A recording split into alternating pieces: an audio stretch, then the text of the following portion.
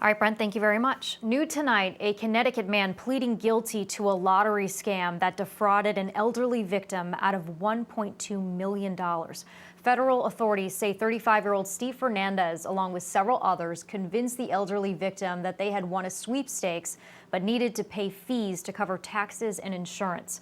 Fernandez and others used several pseudonyms, including Huckleberry Finn, in conversations with the victim.